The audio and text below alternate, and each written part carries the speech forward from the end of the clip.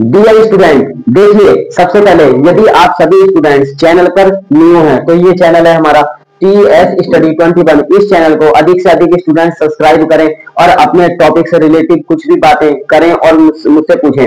देखिए फिलहाल जो आज का टॉपिक है वो है हमारा use of this and it. इनका यूज हम किस तरीके से करते हैं। तो सबसे पहले मैं आपको एक बात बताता हूँ, दिस की हिंदी भी यह होती है और इट की हिंदी भी यह होती है। आखिर इनका यूज हम कैसे करेंगे। दिस का हिंदी में अर्थ होता है यह है और इट का हिंदी में भी अर्थ होता है यह है।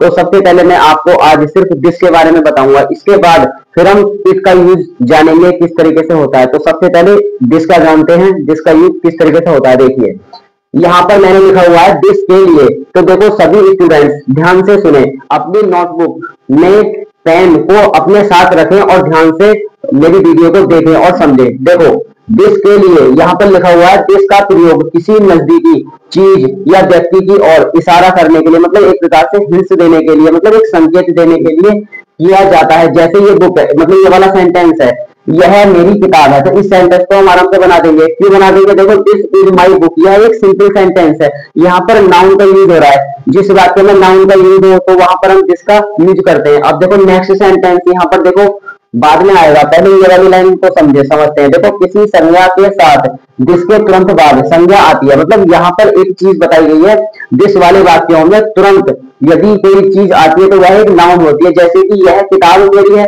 तो इस किताब को देखकर हमें ऐसा लग रहा है जैसे इस किताब पर उसका अधिकार है जो इस बात को बोल रहा है।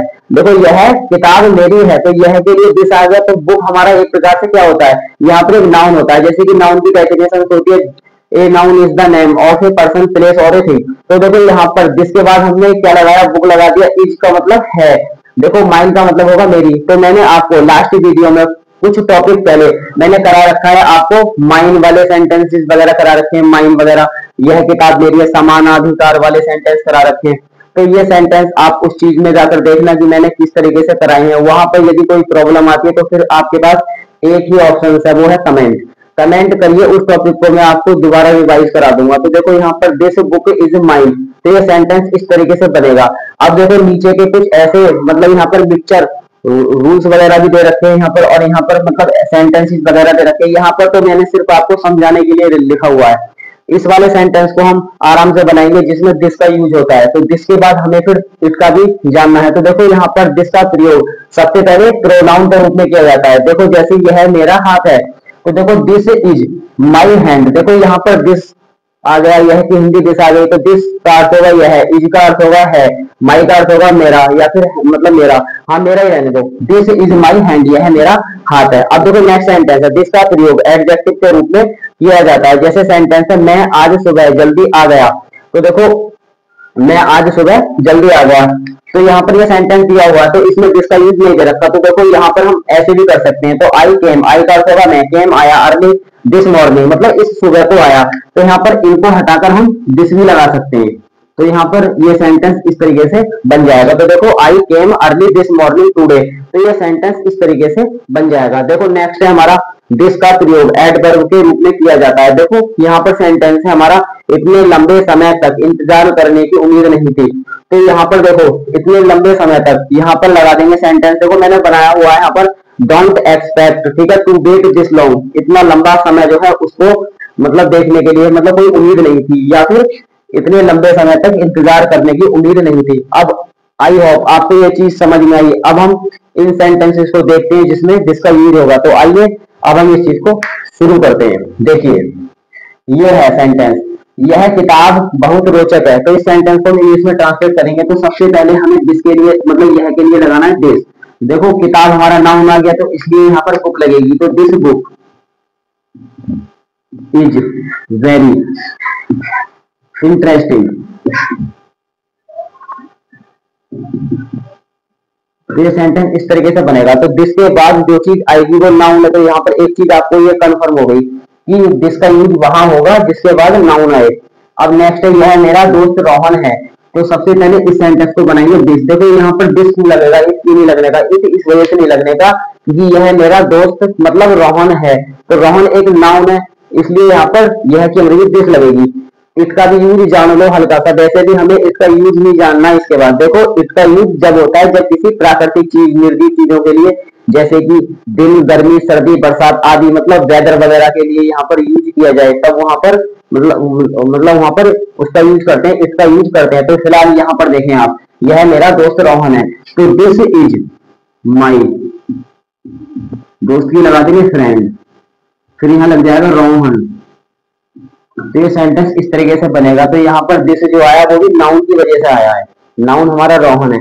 अब नेक्स्ट सेंटेंस है, क्या तुम इस समस्या को हल कर सकते हो? तो यहाँ पर ये सेंटेंस आप सभी स्टूडेंट्स जानते हैं, जिसने मेरी लाइव मतलब लास्ट वीडियो देखी, यूज ऑफ कैन कुड, तो ये उसी सेंटेंस में से निकल के आया है। क्योंकि जिस वाक्य में सकता है, सकती है, सकते हो या फिर सका है, सकी है, ये चीज अगर निकल के आती है तब वहां पर कैन का यूज करते हैं। तो फिलहाल हमारा ये टॉपिक तो चल नहीं रहा कैन और कुड वाला, तो यहाँ पर हम फिलहाल इस सेंटेंस को बनाएंगे। हमें यहाँ पर दिस और दैट का, सॉरी दिस और इट का यूज जानना है। तो देखो क्या के लिए यहाँ पर हमें क्या लगाना है, कैन लगाना है। कैन का अर्थ होगा क्या, यू का अर्थ होगा आप या तुम, हल करने के लिए आएगा सॉल्व, क्या तुम हल कर सकते हो, दिस प्रॉब्लम, दिस प्रॉब्लम, इस समस्या को, क्या तुम इस समस्या को हल कर सकते हो। तो ये सेंटेंस इस तरीके से बनेगा।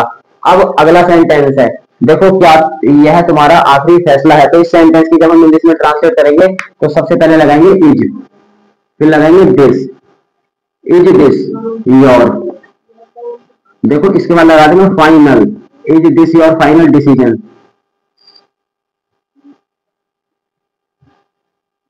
तो ये सेंटेंस इस तरीके से बनेगा, is this your final decision, क्या यह आपका आखिरी फैसला है। इसके बाद ये सेंटेंस है, यह तमीज फटी हुई, ये तो पार्टिकल में आ गया। तो देखिए ये वाला सेंटेंस पार्टिकल्स का है, पार्टिकल्स आप मेरी देख लेना लास्ट वीडियो में, मैंने वो भी करा रखा है।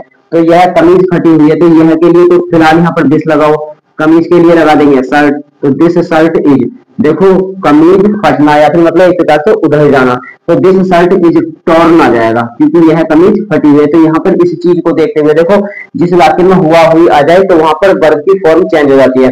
अगला है यह एक कलम है, तो देखो जिस वाक्य में मतलब किसी नाउन का जिक्र किया जाए या फिर मतलब एडजेक्टिव का किया जाए, प्रोनाउन का किया जाए, एडवर्ब का यूज किया जाए, वहां पर हम एक प्रकार से दिस का यूज ही करते हैं। अब देखो यह एक कलम है, तो कलम हमारी एक चीज हुई, मतलब एक थिंग हुई, वस्तु हुई।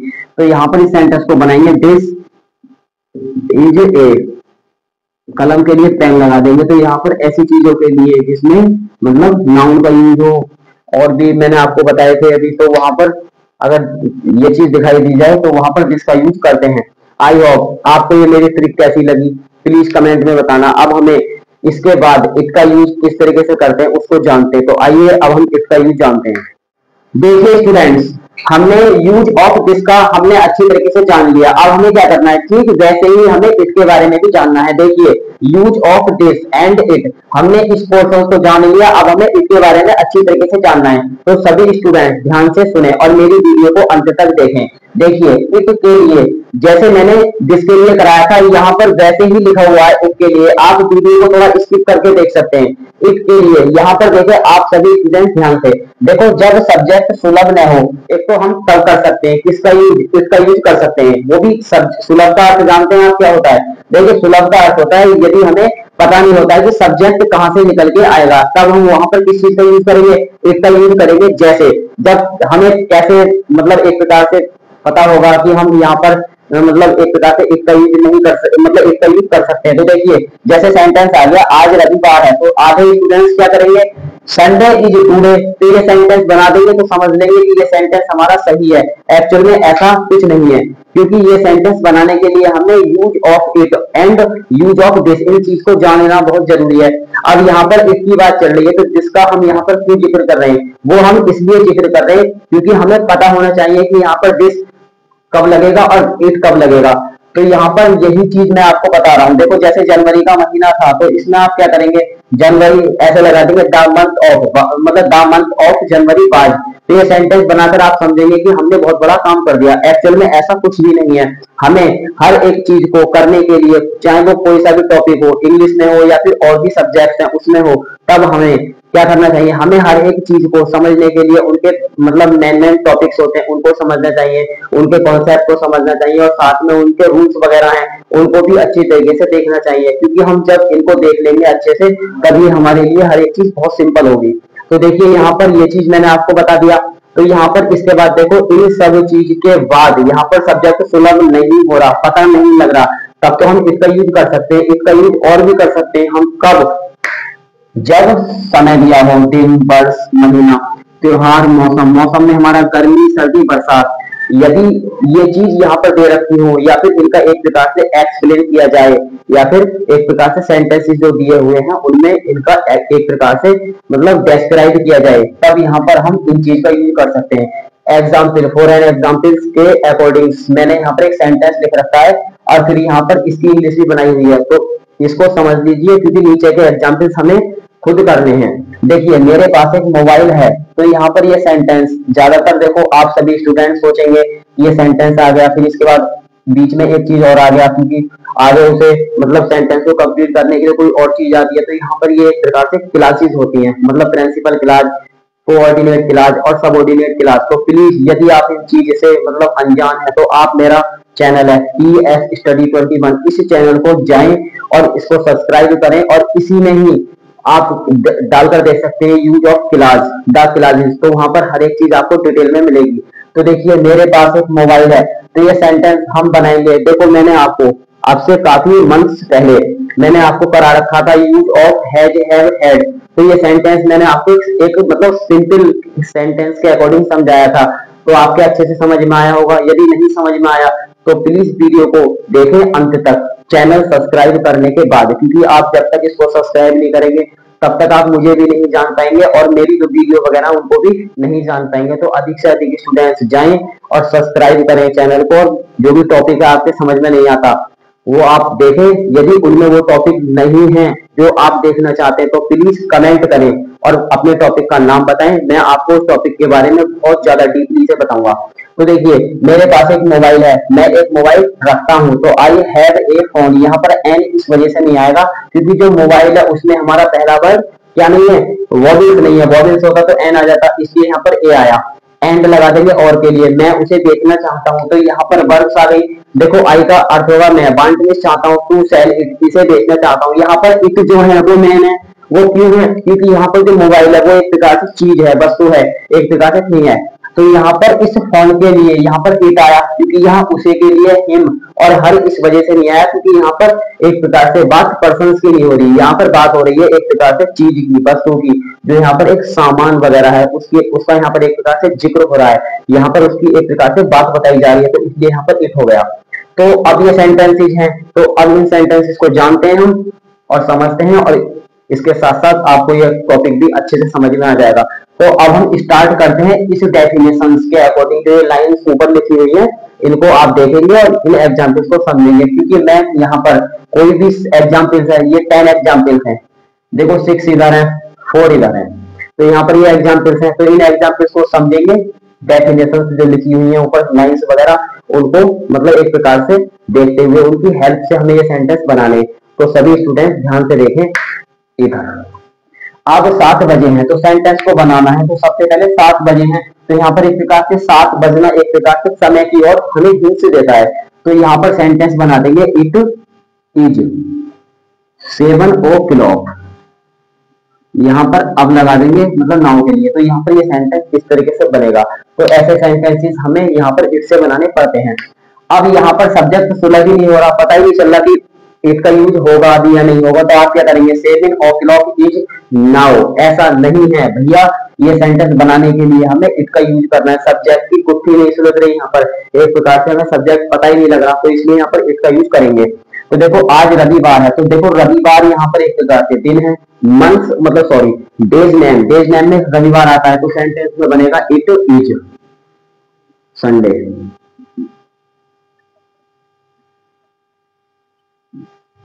It is Sunday today. तो यहाँ पर एक प्रकार से मंथ नेम हो गया। रात हो गई है, देखो यहाँ पर मैंने एक चीज नहीं लिखी, उसके लिए मैं क्षमा चाहता हूँ, क्योंकि यहाँ पर दिन है, जिस वाक्य में दिन मतलब जिस लाइंस में डेफिनेशन में दिन का जिक्र हो तो वहां पर रात आधे से ज्यादा स्टूडेंट खुद ही समझ जाते हैं। देखो यहाँ पर रात हो गई थी, तो इस सेंटेंस में इट लगा देंगे, फिर लगा देंगे वाज, फिर यहाँ लगा दो नाइट, इट वाज नाइट। तो ये सेंटेंस इस तरीके से बनेगा। जनवरी का महीना था, तो जनवरी आ गई और महीना आ गया, तो यहाँ पर लाइंस मैच करेंगे, समय, दिन, वर्ष, महीना। महीना यहाँ पर आ गया, महीना आ गया, तो महीने में जनवरी आती है, तो सेंटेंस बना देंगे इट वाज। देखो दो तरीके से बन जाएगा, ये वाला सेंटेंस भी और ये वाला सेंटेंस भी। देखो अब 7 बजे हैं, तो इट इज 7 और क्लॉक नाउ, या फिर इसको बना सकते हैं इट इज 7, बस सिंपल, और यहाँ पर नाउ के लिए लगा देंगे। अब ये अंग्रेजी, तो जनवरी का महीना था, तो इसे ऐसे भी कर सकते हैं इट वाज जनवरी, या फिर it was the month of January, तो कैसे कर लो।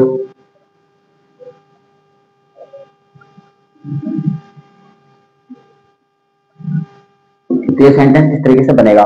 कल बहुत गर्मी थी, तो बनाओ सेंटेंस को इट वाज, बहुत के लिए वेरी लगा देंगे, हॉट लगा दो, कल के लिए लगा दो यहाँ पर यस्टरडे। तो ये सेंटेंस इस तरीके से करेंगे। देखो गर्मी आ गया, मैंने आपको ये नहीं बताया, समझ लो आप। देखो मौसम में आ रहा है गर्मी, सर्दी और बरसात, तो ये सेंटेंस यहाँ पर फिर से बनेगा। ये पोर्शन से समझ में आ गया। इन 4 सेंटेंसेस को और समझते हैं। देखो यहाँ पर ये सेंटेंस, ये वाला यहाँ पर हमारे एक प्रकार से मतलब क्या है, इन्फिनेटिव का यूज होगा यहाँ पर। अभी 5 नहीं बजे हैं, तो सेंटेंस बनेगा इट इज नॉट 5, फिर लगा दो ओ क्लॉक, अभी के लिए लगा देंगे यट। तो ये सेंटेंस इस तरीके से बन जाएगा। तो यहाँ पर ये नेक्स्ट सेंटेंस है, हम देखेंगे। देखो 5 नहीं बजे हैं, समय, यहाँ पर समय का एक प्रकार से एक हिंट दिया जा रहा है। अगर संगीत सीखना आसान नहीं है, इस सेंटेंस में ऐसा कुछ नहीं है। तो यहाँ पर हमें थोड़ा माइंड को अपना फ्रेश करके देखना है। देखो संगीत सीखना ये चीज अलग है, आसान नहीं है। इस चीज से समझ लो कि सेंटेंस में हमारा जो सब्जेक्ट वो सुलभ ही नहीं हो रहा। देखो आसान की होगी इजी, नहीं के लिए नॉट, और है के लिए इज, एम, आर, जो भी लगाना है लगा सकते हैं। लेकिन यहाँ पर सेंटेंस नहीं बना। इस चीज को देखते हुए यदि हमारे सेंटेंस में पता ही नहीं लग रहा कि सब्जेक्ट क्या है, तो यहाँ पर देखो हमें क्या करना है, यहाँ पर हमें इट का यूज कर देना है। इट इज, फिर लगा देंगे नॉट, फिर लगा दो easy. It is not easy, सीखने के लिए होती है लर्न, फिर देखो क्या लगा देंगे म्यूजिक। तो ये सेंटेंस इस तरीके से बन जाएगा। इसमें एक मिस्टेक हो गई, देखो सीख के बाद आ रहा है ना, इस ना के लिए हमें क्या करना है, इन्फिनेटिव टू का यूज करना है। तो it is not easy to learn music, यहाँ पर सेंटेंस बन के आ जाएगा आसान नहीं है क्या टू लर्न सीखना। म्यूजिक का मतलब होगा संगीत या फिर जो गाना होता है।